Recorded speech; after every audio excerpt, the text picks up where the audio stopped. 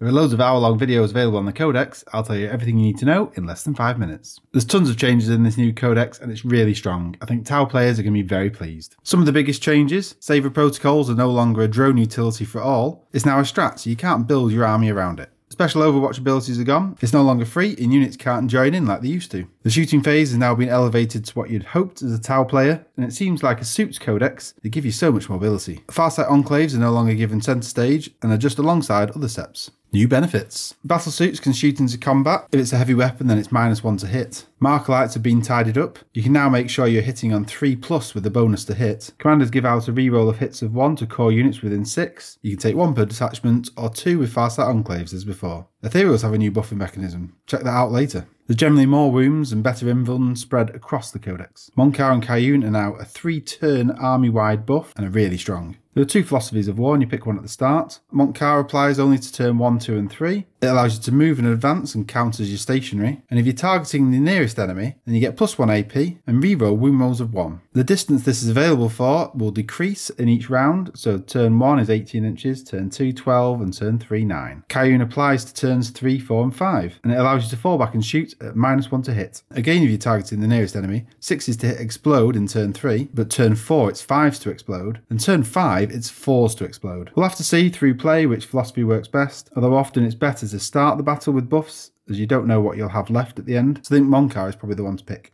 Markerlights. These are now done as an action in the movement phase. Drones, vehicles and pathfinders can move and fire markerlights, otherwise you have to remain stationary to apply one. The action is completed on a 3+ against a unit within 36 inches. You have to be within line of sight and apply as a token to that unit. You can fire as many markerlights as you want at enemy units, building up a collection against each. Then when you fire, you remove one of the tokens and you get your +1 to hit. Builds should take loads of markerlights to ensure you keep your 3+ ballistic skill throughout. Drones have changed, so when they're included with vehicles and suits, they live and die with them. They no longer break away. Shield drones will give you a save, but only if you use the strat, so you can pass damage to it and then it dies. There are 6 seps available, and you get a buff, a warlord trait, a strat and a relic. The recruit don't get any sep benefits, but they don't break detachments. I'll cover what are probably the best 3 of the seps, and custom sep options aren't really good enough to compete with the pre-built ones. The Tau set has a few special characters in. The buff is you reroll 1 hit or wound each attack, plus you add 3 inches to auras. There's a good warlord trait for a 5+ feel no pain. The relic gives a battle suit an extra 2 inches move, and a cheeky move when being charged. And the strat focus fire for 2 CP allows you to get +1 to wound for core units. Borgen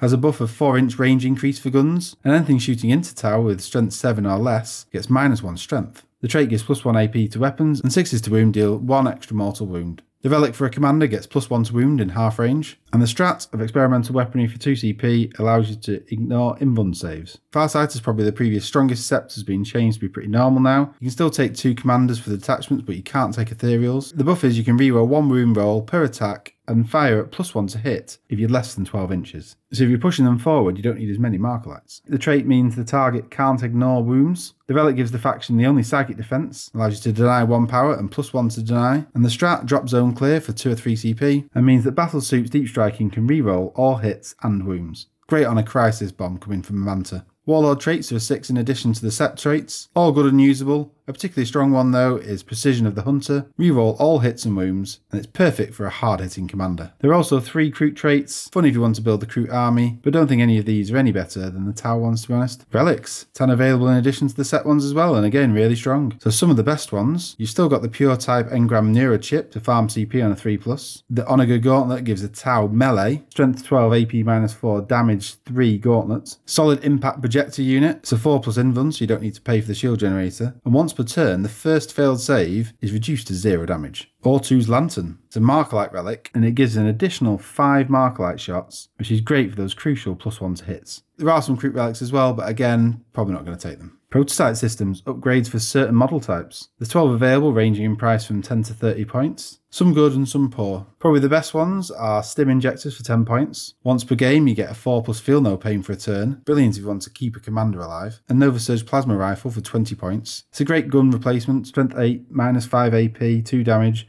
and it ignores invulns. There are a couple of other good weapons upgrade as well, so worth a look. Ethereal Invocations. This is a buff that they can give out each turn on a 3+ for a unit within 6 inches. An ethereal gets 1, if they take a relic they can move it up to 2, or you can take a named ethereal for 2. There's lots of great options and it feels like you should definitely be taking an ethereal if you can. Things like shoot and perform actions, 5+ feel no pain, -1 to hit, and gain 1 CP. There's loads of stratagems available. I'm just going to pick out a few of the best. Just a quick call out of a few of the units and how they've changed. We've all seen the amazing power of the Tau guns being previewed. I'll leave you with a treat to check those out yourselves. If you want to support the channel, don't forget to like the video and consider membership, as some cool perks there. Otherwise, see you again soon. Bye.